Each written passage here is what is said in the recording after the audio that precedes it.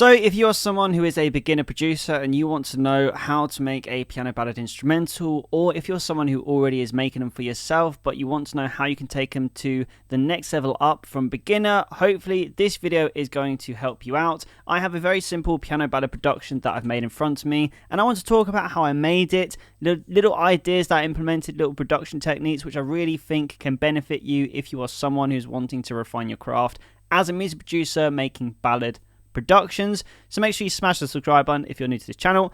But let's get into breaking down this beat, because we have again a piano ballad. Now everything here is the order everything has been added, so you can really get a good idea of the workflow, and I'll also be breaking it down in the order that everything was added as well. And we're going to start today with the piano. So for the piano today, I have used Contact 7, and the one I've used, I believe it is the Maverick, Levitating Maverick. This is a Native Instruments plugin. Now again, this is just a type of sound of piano, so don't worry if you don't have this piano, because you can use Logic pianos as well and you can get them to a decent sound. But for the premise of this video, we are using the Maverick. Now how I do my piano ballads when it comes to MIDI and, well, software instruments for piano, you want to try and make it sound as real as possible, and that could be something from the stereo spread to sort of like the sound of it. So one thing I love to do is a good little trick is when I record my piano in, I like to have at least 2 different tracks. Now, I'm going to develop on that in a second, but firstly, let's have a listen to the piano that this whole track has been written around, starting from the chords.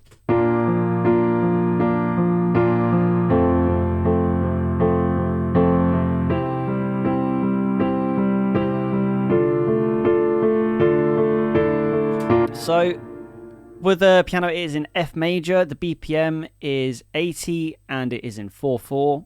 Pretty standard for a piano ballad if you wanted to know. And then what I love to do with piano to make it sound really good in the choruses and add development is, as you can see here, this is the verse, this is the pre, this is the chorus. I've added a lower bass note playing the root of each chord. And with the piano chords we did first, you can really hear this adds a lot of like sort of substance to the piano compared to the pre to the chorus. So I'm going to play from the end of the pre into the chorus so you can hear the difference, because we're trying to create that lift in the chorus.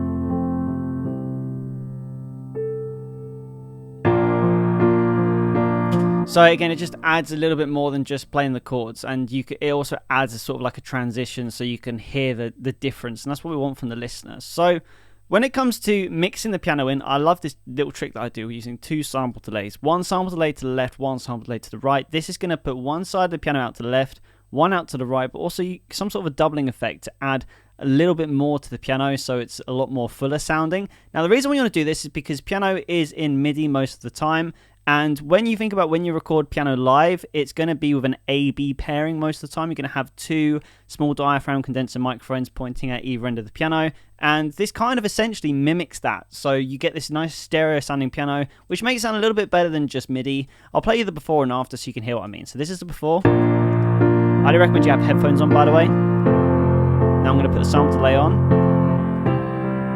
and it just pushes the piano out to the sides of the mix. Now, when it comes to piano ballads, a lot of this is just your own creative decision. One thing I've decided to do is add some sort of a melody to the piano. Now, this is sample delayed to the same side as the low piano, because we've got the chords taking up a lot of the fullness of the piano.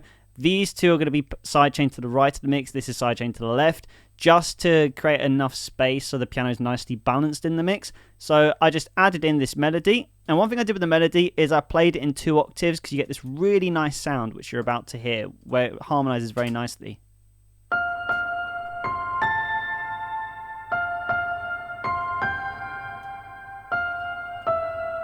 Which, when you put it together, we've got a piano sorted for the ballad.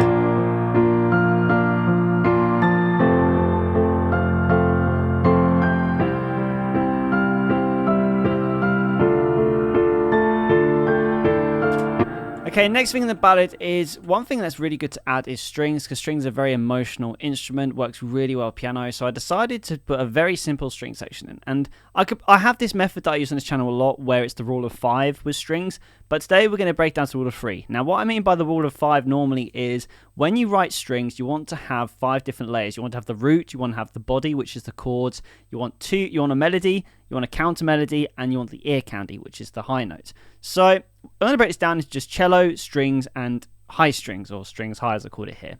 Because if you're someone who isn't the best at music theory, producing strings like this, it can be a very easy way to build up strings effortlessly with limited theory knowledge, and also it's something you can build upon in the future as you practice your string writing. So I started with cello, which is basically essentially playing the bass for the track. It sounds like this.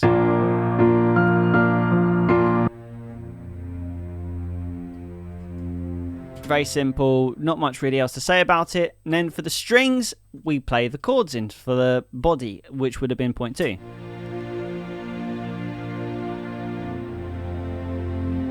And lastly, the string high, we want to go up an octave again, and we want to play something that's very much more sustained. We don't want too much movement. I've added movement just because it felt like it sounded nice with the piano, so I will play the piano at the same time so you can hear this. By the way, the strings I'm using is Omnisphere for this one, and it is the Hollywood Studio string section. This is a favourite of mine when it comes to string sounds. Now, Omnisphere itself, it's about £300, I think, what it used to be, so it's a lot of money just to pay just to get hold of a string sound, but it's just one I prefer to use. I've used the Studio Strings by Logic as well, and that you can get them sounding good as well if you are patient with them. So this is what the string section sounds like with the piano.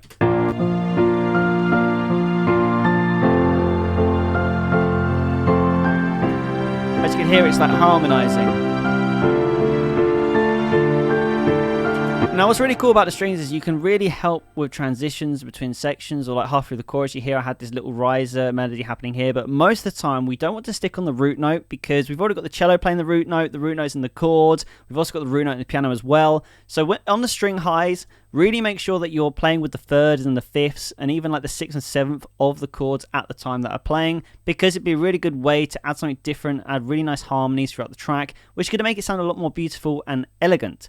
Now we move on to the next part, which is the drums. So the drums is something I always add in the second part of the song. So you can hear, or you can see rather, we have our verse, pre-chorus, verse, pre-chorus. Now in the start of the second verse, to add development, I next added in a kick. Now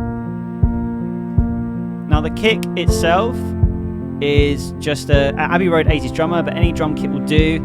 And just for the kick specifically, I've rolled off the high end so you get this nice little heartbeat sound. And then, so that's all of the development we want to do. So obviously add the string chords in. So we have the cello from the start of verse 2. Then we add the actual chords.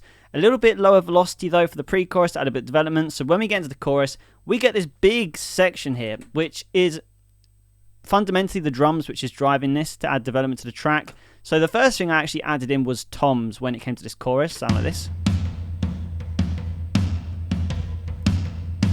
Almost very cinematic with the kick. Then I did a snare, and this is all just me playing it in with MIDI, and lastly crashes.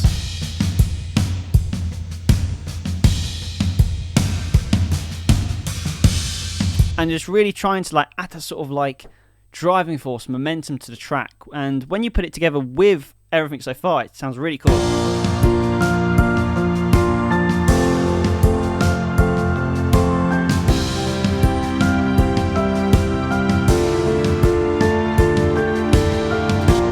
Now, one thing that is a really good production technique for drums to try and make them sound a little bit more in the mix is create all your drums into a bus firstly, because the reason I want to do that is because drums, it's very hard to make sound real a lot of the time, especially a lot of MIDI stuff and a lot of stock MIDI stuff. So put your kick, snare, crash, toms, everything on an individual track so you can mix them individually like I've done here with the kick, and then we're going to mix them all together on the output and we're going to put them into a room. This will make the drums sound a lot more live. I've used the Quantec room simulator here to put them into a room, and as you can see, like I've just fiddled around with the room size a little bit, the reverb level, 1.4 second reverb time. Now listen to the difference here. I'm just going to solo the drums and I'm going to turn this off, and you can hear the drums now. Very dry, very sort of like dead center forward, very clean, doesn't feel like it's in a room, which in a ballad you don't really want that because it makes the drums seem a bit like out of place. So now I'm going to turn the reverb on and you can hear the difference.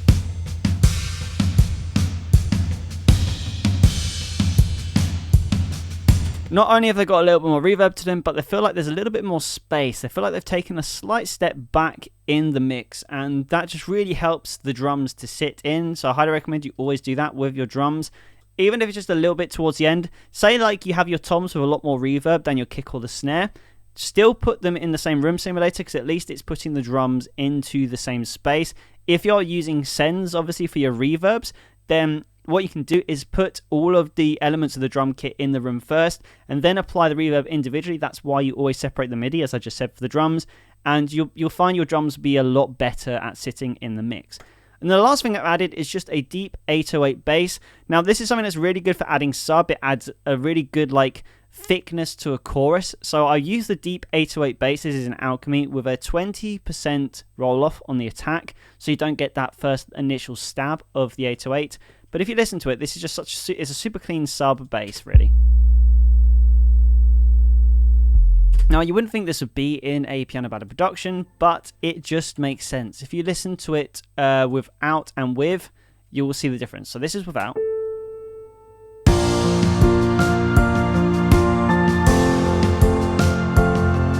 Now let's add it in, and it gives this really good sort of fullness to the production. If you've got headphones on, you will know what I mean.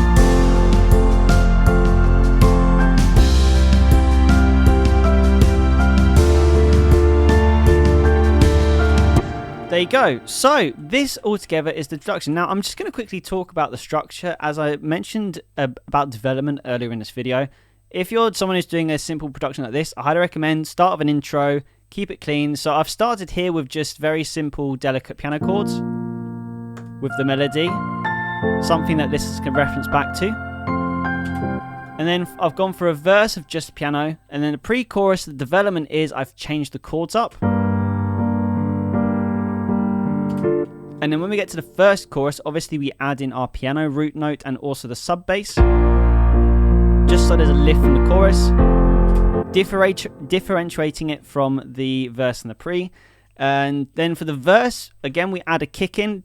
Our first introduction that there's going to be drums in the track gives the listeners a little bit of forewarning that it's going to happen. There's going to be something that's building up to. Also with the cello as well. Cello is just a very good thing to chuck in. Then when we get to the pre, we're going to add in the chords, because the chords, again, add in a little bit more thickness, so it actually feels like the track is building up to something.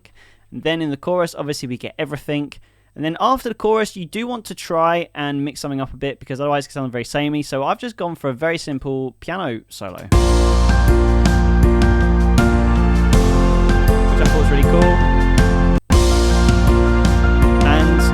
This here gives the artist the creative freedom to do whatever they want in a section. They can go for some really nice ad-libs and sustained notes, or they can write a bridge to it, whatever. And then the last thing I like to do in a piano ballad, which is really cool, is to kind of have a drop out for the end of the chorus. So for the first 4 bars of the end chorus, just got the block chords. So we just had this really intense section here, so we're just giving the listener a breather before we get into the final chorus.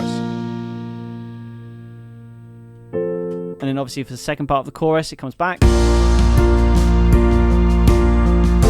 And then we're going to go around once more just to really finish off the song, adding back in our melody.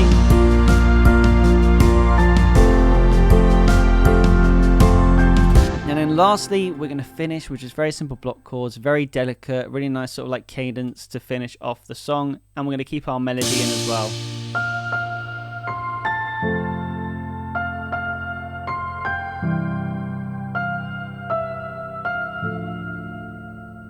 Now, there's 2 ways you can actually finish. You can finish with a little bit of tension, or you can finish by perfectly rounding off the track by playing the root chord. I've decided to leave the track with a little bit of tension. Now, I like to do this sometimes in piano ballad productions because it kind of makes the listener feel like they have to go through again because the song isn't finished. And getting that sort of satisfaction at the song that you didn't get from having this tension chord at the end is going through again because you're satisfied again, because there's lots of perfect cadences throughout the song, especially at the end of choruses where you're, okay, breathe, the chords have completed their cycle. But again, leaving a song on tension could be a really good way to get more streams on a track. Now guys, that is the production in its entirety. Let me know in the comments below if you've got any more questions, and if you're an artist and you actually want to try and write over this beat, I'll leave a link below in the comments where you can download this beat for yourself. Other than that guys, thank you for watching this video. Like and subscribe if you enjoyed it. Keep making music, and I'll see you in the next video.